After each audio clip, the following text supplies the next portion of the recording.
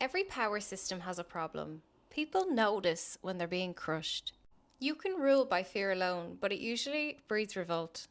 The British Empire figured out soft power. It allowed some critics to speak out loudly, even furiously, but only in ways that never threatened the foundation. This is called the licensed critic.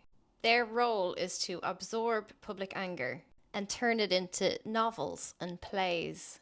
Culture that feels organic and radical, but it never dismantles the machine. The payoff for the state is twofold. Britain looks like the land of the free. They can say, look, even our harshest critics get celebrated. The second advantage is that people learn to recognize injustice only in soft, abstract, safe ways. You feel validated and heard that somebody is saying what you think, but they will never organize against the real levers of power. This tactic is centuries old.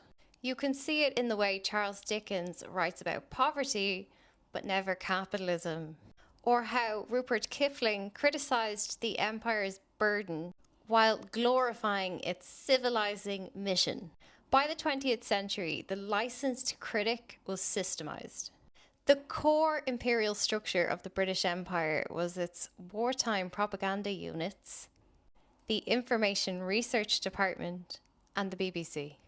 This is George Orwell, real name Eric Arthur Blair. That is a BBC microphone. He was a licensed critic. He is sold to us as the man who spoke truth to power. Eric Blair was not born poor, and he did not discover power by accident. His father worked in the opium department of the Indian Civil Service in Bengal. His father managed Britain's narcotics monopoly and oversaw a genocide. It is the revenue that funded the opium wars that paid for his education. Richard Blair administered warehouses in Motihari, Bengal. His family lived on extraction revenue disguised as a civil servant salary. His first job was in the Imperial Police in Burma, where he spent 5 years learning information warfare. He studied surveillance systems, crowd control, and informant networks. This is operational training in colonial occupation. When he leaves there in 1927, there's no resignation letter. There's no paper trail to verify the story of his moral objections. The crisis of conscience story is added much later. The next few years of his life are documented as drifting between Paris and London. He writes his book Down and Out, but fails to mention that his entire time adrift, he maintains his familial safety nets. At best, this was poverty tourism, but really it's credential building. Every down and out experience that he has later becomes marketable, publishable material. And by 1941, he moves into the BBC. The BBC Eastern Service was the Ministry of Information's Cultural Warfare Division.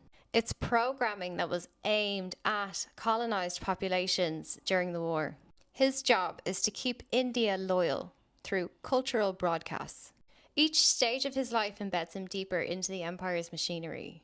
From opium revenue to colonial policing to wartime propaganda. This is not a rebel's journey. This is institutional grooming.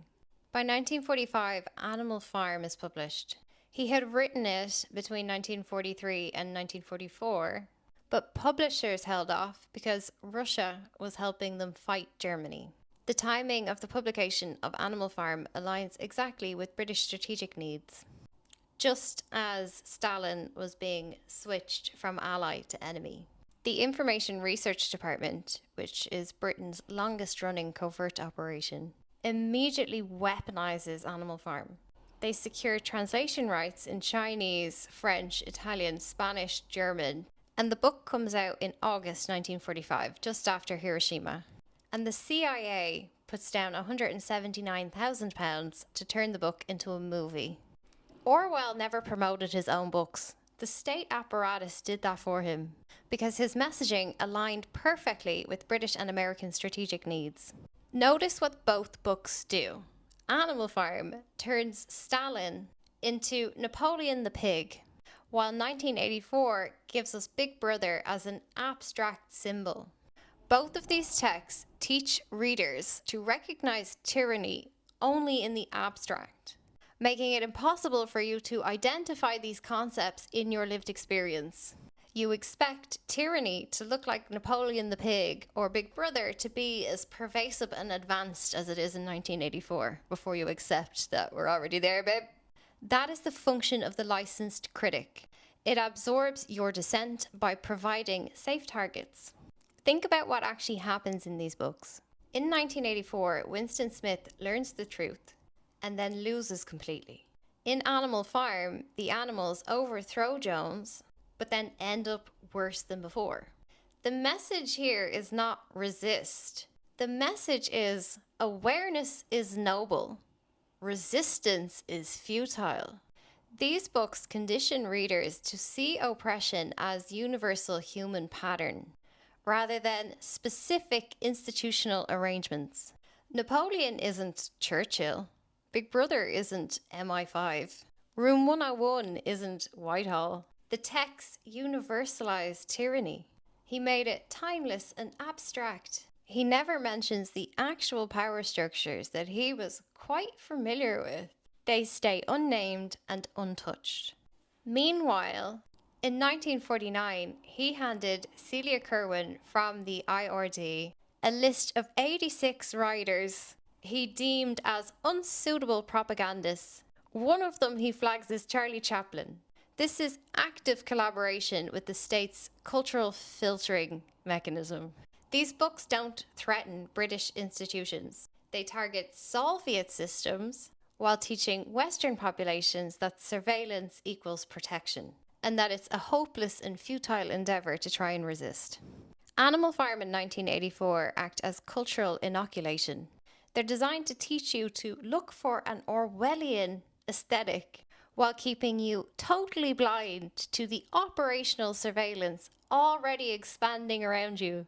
You can learn some vocabulary, Big Brother, doublethink, thought crime, but you never use those words on the local institutions. Today, audiences quote his work as a warning while accepting CCTV networks, data harvesting, emergency powers. You've become very good at spotting authoritarian systems over there in somebody else's regime, but you've no words to name it domestically. You've been trained to see your oppression as an inevitable force, rather than a specific set of systems that can be confronted. Orwell was never silenced. He was amplified precisely because his life and work made him useful. His critique never threatened financial networks, the intelligence apparatus, or extraction capitalism. In reality, his work provides moral cover to the state while conditioning populations to accept expanded control.